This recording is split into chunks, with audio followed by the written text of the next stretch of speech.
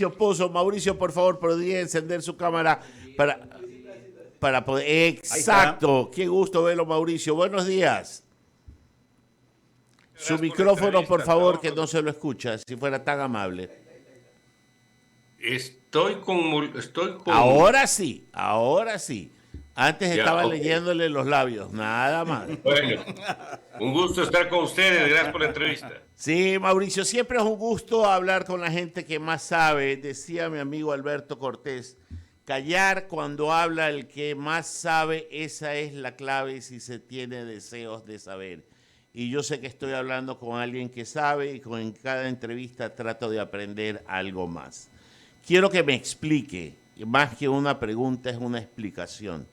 ¿De qué sirve tanta reserva monetaria cuando el riesgo país se eleva a unos números exponenciales, no por hechos económicos, sino por hechos políticos, de un gobierno que ha malentendido que el gobernar es más política que economía, sin descuidar la economía, por supuesto, pero dándole una importancia a atender no solo que a los números sean los adecuados, sino que esos números se traduzcan en servicios a la gente que los necesita. ¿De qué me sirve tener una libreta de ahorros llena si no tengo para darle de comer a mis hijos?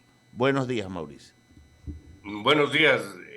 Tal vez si me permite indicar algo previo. En cualquier economía, la necesidad de cuidar las cifras macroeconómicas es una condición necesaria para la reanimación, para la recuperación, para el crecimiento y para el progreso. No es una condición suficiente, es una condición necesaria. Lo que significa que si hay otros factores que no están presentes, esos números o esos equilibrios, llamemos recuperación de reservas, llamemos un déficit fiscal menor, etcétera, no redundan en beneficios que esté esperando la población. En el caso particular que usted anota, el riesgo país se debe lamentablemente y fundamentalmente ahora a factores políticos. Está sí relacionado con algunos precios importantes, como es el precio del petróleo, pero el precio del petróleo está alto. Por lo tanto, no es ese el elemento que de alguna manera muestra por qué tenemos un riesgo país alto. Y adicionalmente, esos equilibrios económicos o esa mejor realidad fiscal tiene que traducirse en lo que siente el ciudadano de a pie, como se llama. Es decir, eso tiene que decantar, tiene que filtrar, de tal suerte de que aquel que va a un hospital tenga los servicios adecuados y haya los insumos médicos necesarios, que haya seguridad en las calles, que haya una justicia que cumple su rol, es decir, y una educación que le permite conseguir cupo para un niño. Entonces, esos son elementos adicionales, pero fundamentales, para no caer en el tema de que los equilibrios económicos no sirven. Yo diría, sí sirven, pero son insuficientes para poder, de alguna manera, satisfacer las expectativas de la ciudadanía. Por eso es que usted lo dice con total certeza, se necesita un equilibrio, no una obsesión, que es a lo que creo que ha llegado un presidente por cumplir la foto con los organismos internacionales, lo cual no está mal, pero sin atender, y era en lo que la mayoría de ecuatorianos creímos sobre el presidente Lazo, en su ejecutividad para solucionar aquellos temas como cédulas, pasaportes, medicina, atención en hospitales. Creíamos que llegaríamos a resolver esa situación. Pregunta, hoy que estamos en un 2 y 3, como se dice en béisbol, ante una situación política que podría emerger en situaciones inconfesables, ¿qué sugeriría usted? A mí se me ocurre una suerte de acupuntura político-económica es decir, llegar a los puntos en donde se necesita y apagar los incendios, aunque sea de manera temporal, pues el país se incendia en llamas y no está Nerón aquí por el camino. Bueno, yo creo que todavía hay tiempo para rectificaciones, todavía hay espacio como para tomar acciones sobre varios temas. Una de ellas que a mí me parece una decisión acertada fue el cambio de parte del gabinete. Me parece que el nuevo ministro de gobierno está haciendo un trabajo que no se hizo en el pasado y tiene, yo diría, mayor capacidad de poder llegar a ciertos grupos, sobre todo políticos, para buscar apoyos, acuerdos, alianzas. ¿Qué es lo que ha faltado en estos casi 2 años de gestión del actual mandatario? En ese sentido, un equipo político nuevo, un equipo político con nuevas luces, con nuevos bríos, creo que le puede ayudar al gobierno. Por otro lado, creo que es importante que se abra un poco el escenario de la estructura del gobierno a otros actores que le pueden ayudar, porque lo que hemos visto hasta este momento, con la excepción que acabo de citar, es que se ha habido un enclaustramiento en las mismas personas o en los grupos más cercanos, y los gobiernos tienen que buscar apoyos, los gobiernos tienen que buscar alianzas, tienen que buscar respaldos, y para eso hay que abrir canales. Y yo creo que en eso le ha faltado al gobierno gestión, le ha faltado intensidad, y también creo que le ha faltado un reconocimiento de errores. A ratos cuando escuchamos parecería que todo estaba muy bien y que todo está perfecto y que es la primera vez en la historia del Ecuador que se hace esta u otra cosa. Y esos son discursos que obviamente no calzan en la realidad que se vive. Por esa razón creo que a ratos hace falta un poco de humildad también, de aceptar los errores y poder hacer las correcciones que son necesarias. Entonces, eso por un lado. Por otro lado, yo creo que la defensa de ciertos principios son fundamentales. ¿A qué me refiero? El que nosotros como país y un gobierno que tiene la responsabilidad de este momento dialogue con ciertos grupos, lo cual estamos diciendo que es importante. Eso no quiere decir que se pierdan cierto tipo de principios fundamentales. ¿A qué me refiero? Al rol que han jugado, por ejemplo, un segmento de los indígenas. Y ni siquiera digo todos los indígenas, porque hay una división ahí sin duda importante, donde le han obligado al gobierno a sentarse en unas mesas de diálogo a tratar políticas públicas.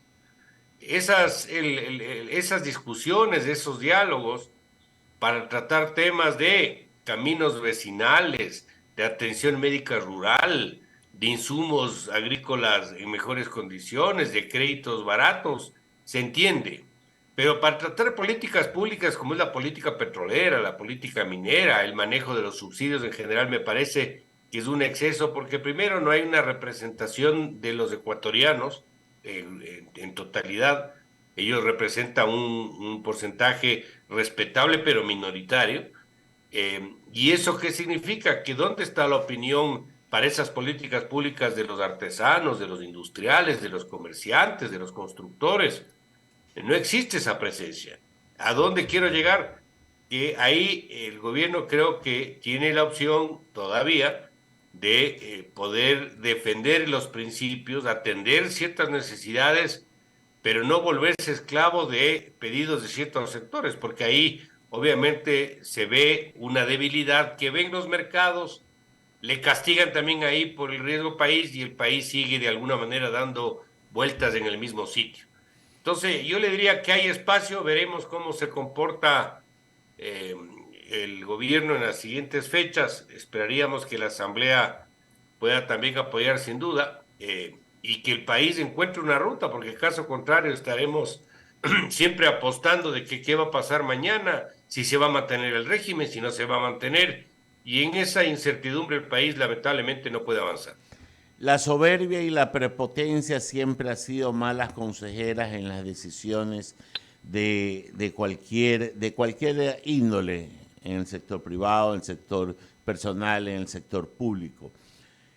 A mí no me preocupa la asamblea. Créame que no me preocupa la asamblea porque no veo las causales, no veo los votos, no veo muchas probabilidades de éxito en un proceso de destitución a más de escaramuzas, porque en verdad no está incurso el presidente en ninguna de ellas. A mí lo que me preocupa es la calle, el calentamiento de la calle, que en los 3 últimos incidentes constitucionales que terminaron con las presidencias de Bucarán, Maguad y Lucio Gutiérrez, tuvieron ese protagonismo. Y ahí es a donde quiero llegar.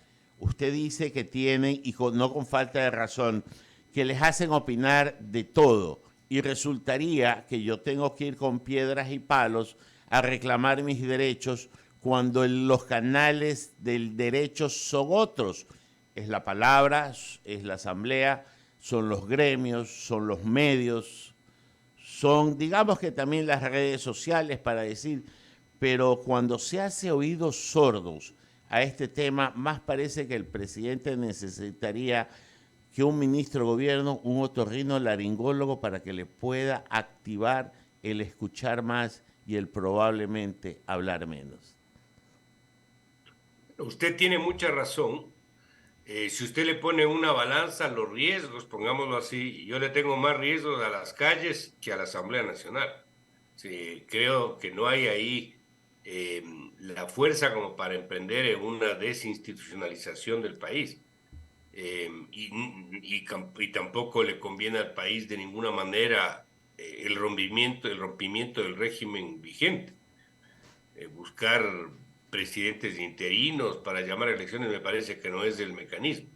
Pero las calles sí le tengo más cautela porque ahí usted no sabe cuánto se calientan y en qué ritmo. Y hay momentos en que se pierde el control de los mismos. Pero ahí entran a actuar los actores políticos.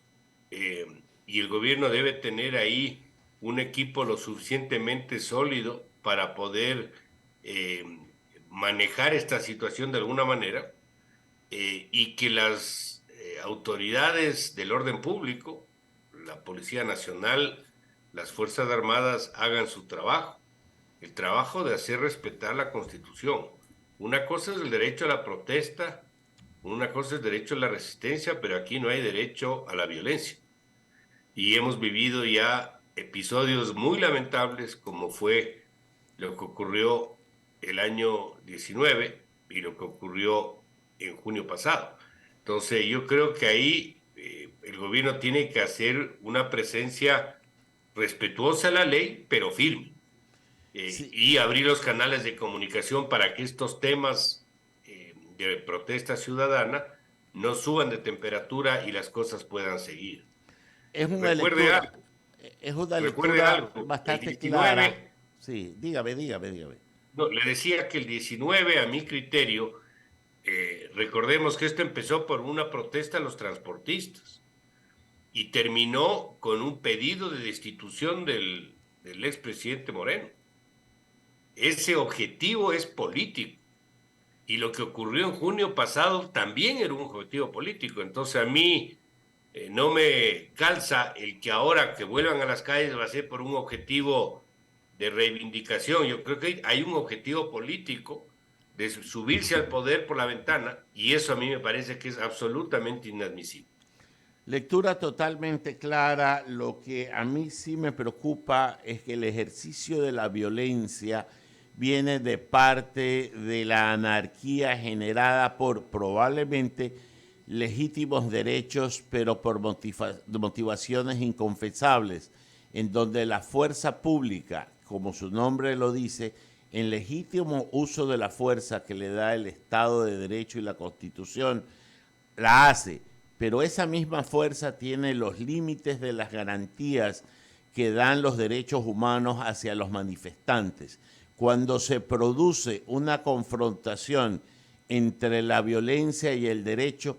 La violencia tiene más opciones de ganar, pues no tiene límites, y la fuerza tiene todas las de perder porque los tiene. Entonces ahí es donde se produce lo que usted dice, el actor político que viene a pescar el río revuelto porque sabe que un mandatario legítimamente nominado y designado no puede ir más allá de lo que se puede. Es un problema, no es fácil el tema que estamos conversando. Efectivamente hay un punto ahí de un poquito, yo diría, débil entre el pasar del control de la actividad en las calles, evitar la violencia y el que las acciones se vayan un poco de límite y termine esto en un problema de invasión a derechos humanos. Entonces ahí hay una línea bien facilita de cruzarse. Por eso hay que tratar de evitar llegar a ese punto. Y yo no veo otra forma que no sea la gestión política y lo que se pueda ir acordando con los distintos sectores, pero defendiendo, como decía antes, principios. Hay cosas que son absolutamente, no son negociables, hay cosas que no se pueden, por ejemplo, abordar. Tomar decisiones contrarias a la estabilidad económica del país, eso no tiene presentación. Eso no debería ni siquiera subir a la conversación en una mesa de diálogo. Hay acciones que tienen que mantenerse y el gobierno tiene que ser perseverante en cierta ruta. No se puede destruir la macroeconomía con el pretexto de que eso va a dar espacio para mejores beneficios. Aquí hay un desperdicio de recursos enorme. A veces, yo he escrito algunas ocasiones sobre esto, aquí el Ecuador no le hace falta plata. Si usted ve los fondos que se desperdician en el presupuesto del Estado y los problemas de la gestión propia del sector público, usted saca como conclusión que este no es un problema de recursos, este es un problema de administración y de gestión, y eso está en manos del Ejecutivo. Y ese rompimiento de problemas de burocracias enquistadas, donde hay inclusive objetivos políticos, donde sectores de la burocracia buscan que le vaya mal al ministro o al responsable de la institución, porque eso es lo que pasa muchas veces, eso está en manos de la esfera del gobierno. Y si para ello tiene que tomar ciertas decisiones que suenan duras, tiene que hacerlo, porque esto le va a afectar a este gobierno que le está afectando, pero también le va a afectar al siguiente, cualquiera que este sea.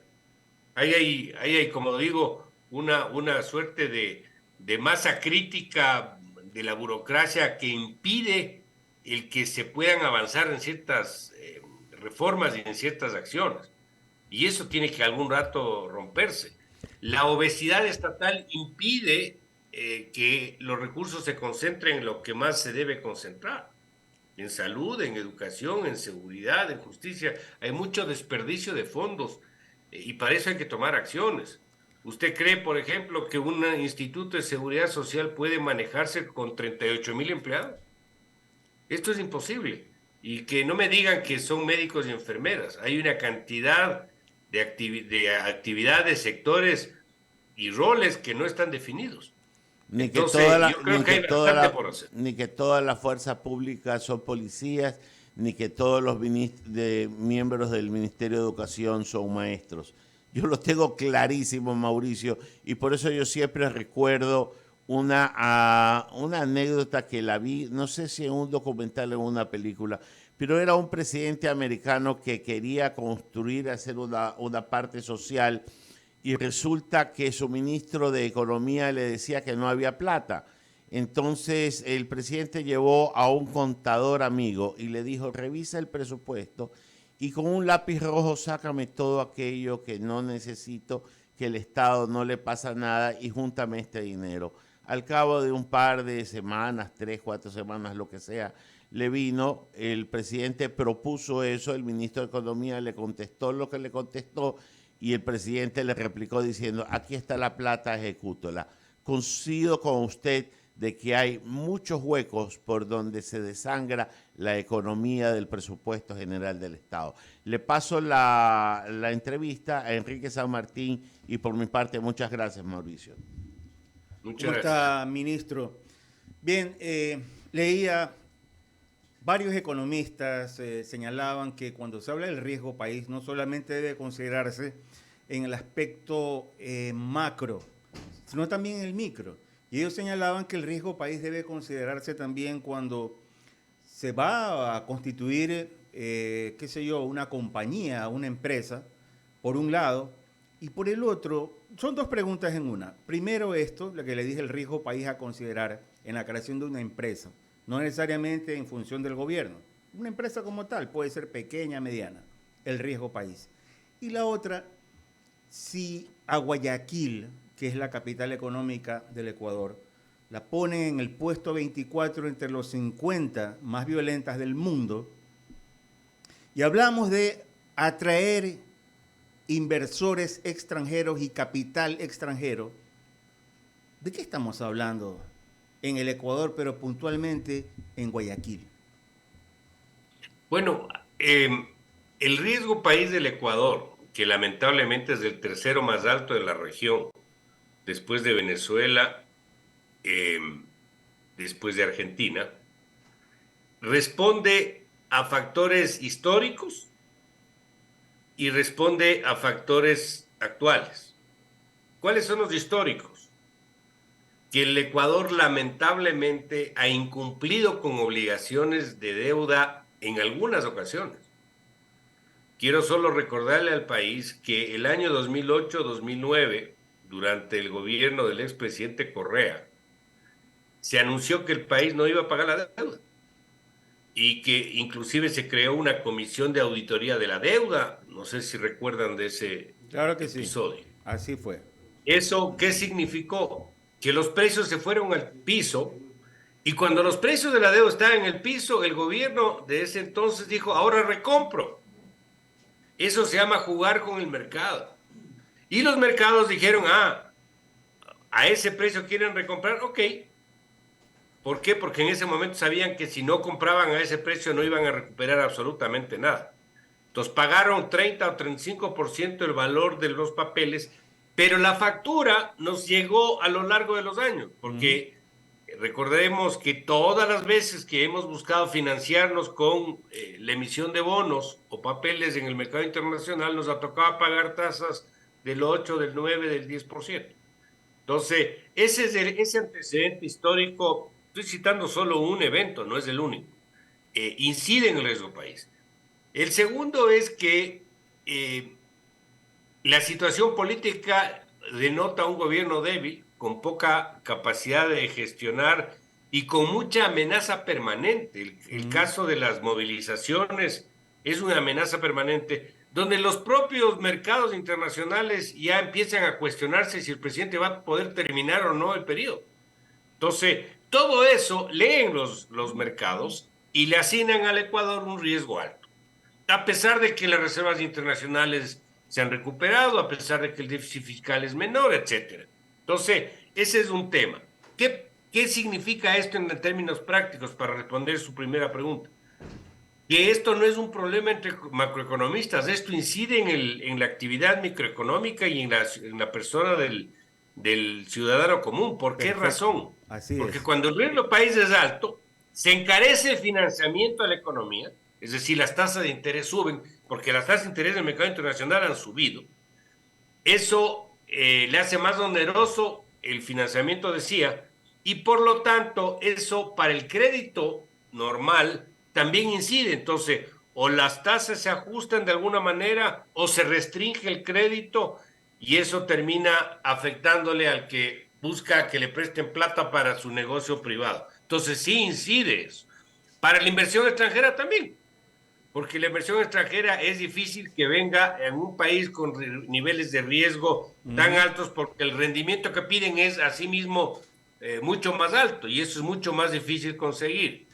Y en ciudades como Guayaquil, donde sale hace pocos días, lamentablemente, esta ubicación como una de las ciudades más peligrosas, esto también le afecta a la ciudad y al país. Y al país, ¿Por qué exacto. pasó? Porque esto significa que la inversión es mucho más, yo diría, abierta a no abierta, sino se resiste mucho más a entrar a mercados donde hay mucho riesgo. Es difícil para un inversionista decir, vamos a un sitio donde no hay cómo caminar 2 cuadras porque a usted le pueden asaltar. O sea, busca mercados más seguros, Obvio. busca mercados menos riesgosos. Y eso hace que esa falta de inversión extranjera en una ciudad o en un país signifique menos posibilidad de una recuperación económica y menos empleo. Y ese es otro de los grandes problemas del país, después de la inseguridad, el tema del empleo. Entonces, esos son los canales de transmisión. El riesgo país alto incide en el empleo, incide en el bienestar, incide en la recuperación económica, afecta la posibilidad de reducir la pobreza en mejores ritmos, es decir, nos afecta por un lado u otro. Y esto obviamente tenemos en el Ecuador gran parte de la responsabilidad por los, yo diría, grupos políticos y por todo el ambiente que estamos viviendo. Ministro, algo que no entiendo, y es también leído en artículos de opinión. A ver, los problemas de Latinoamérica, y voy a centrarme aquí en la región, y hablo de Perú y Colombia, nada más. Ellos también han tenido estos altibajos políticos, pero en cambio en materia económica han sido sostenibles.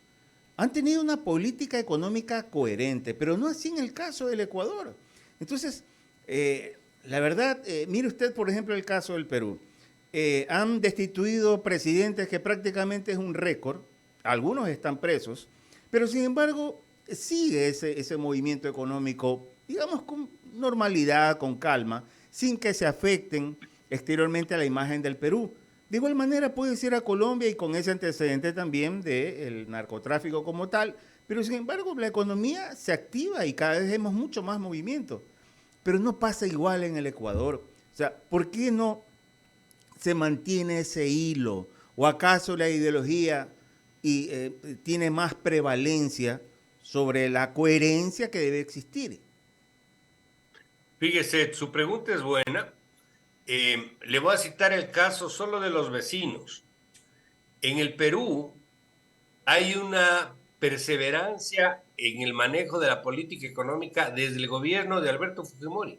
Sí, Y han efectivamente. pasado hasta la fecha, pasó Toledo, pasó Pedro Pablo Kuczynski, Kuczynski, así pasó es. Humala, o Ujú. sea, pasó García en su segundo periodo, Así etcétera. es. Y han seguido la misma línea. Ujú. Es decir, ahí hay una suerte de, pongámoslo entre comillas, divorcio entre la fluctuación de los presidentes que han tenido como 5 en las últimas fechas y el tema político y el tema económico. La economía sigue manteniéndose en ruta, tienen un banco central muy rígido, ahí le tienen a un señor Velarde que es toda una institución en la banca central de la región y del Perú también, y hace su trabajo como tiene que hacerlo, y el Perú sigue, con todos los problemas políticos, ahí sigue caminando. Hay una situación bastante similar en Colombia, con una diferencia, que es la primera vez en Colombia que usted tiene un presidente socialista. Ujú. Y yo creo que todavía es prematuro para ver qué puede ocurrir con las decisiones que adopte el presidente Petro, porque los anteriores, los desde Uribe y todos los que han seguido han mantenido también una ruta de norte bastante programada. El caso de Chile es otro ejemplo. Sí, Chile también. desde los últimos 5 años de Pinochet, imagínense, del año 85, porque Pinochet salió en el 90, hasta ahorita la misma conducción. Han estado socialistas, Piñera, de todo ha habido Exacto. ahí. Derecha, Y han izquierda, seguido la izquierda, misma. derecha. Claro. Y sin Hubo un embargo, problema continúa. de protesta social, sí, pero una protesta social que tiene un origen diferente. Pero el manejo económico, hay cosas allá que no se Sí, discuten. señor. Allá no están discutiendo que si el precio de los derivados tiene que ser subsidiado. A nadie se le ocurre pensar subsidiar un precio donde los más afectados son los más pobres y los más beneficiados son los más ricos, que es lo que ocurre en el Ecuador. Entonces, hay ciertas cosas que lamentablemente ya se han superado en la discusión pública en esas economías, en esos países, y que en el Ecuador sigue estando presente. Pero entonces el problema... Esos factores son, creo yo, parte de lo que explica esta mayor correlación que hay entre el tema político y el tema económico en el Ecuador. Entonces el problema no es latinoamericano, sudamericano, el problema es ecuatoriano. Eso es lo que Bueno, hay podemos factores elegir. externos que sí nos golpean, y en eso también. La situación ahorita mundial no es buena. La situación internacional no es buena porque Estados Unidos va a crecer menos. Los países más grandes del orbe van a crecer menos. Estados Unidos, el caso de la China, la propia Europa. La inflación se disparó producto de todo el problema con la propia guerra. Eso ha hecho que las tasas de interés suban. Y si a usted con tasas de interés internacionales más altas le añade el riesgo país del Ecuador de los más altos, y tenemos lo que tenemos. Un país donde no puede atraerse los volúmenes de inversión que requiere. Correcto, ministro. Queremos agradecerle por este espacio en la entrevista y bien, estaremos más adelante conversando porque este tema de la economía es muy interesante. No solamente viéndolo desde el punto de vista de nuestro país, sino a nivel mundial, cómo nos afecta también como continente, en este caso como país. Que tenga un buen día, ¿eh? Muchas gracias y a la orden. Perfecto. Mauricio Pozo, exministro de Economía, mi estimado y querido Ramiro. Se decía del gobierno de Lucio Gutiérrez, del cual fue ministro Mauricio Pozo, que la economía se manejó bien.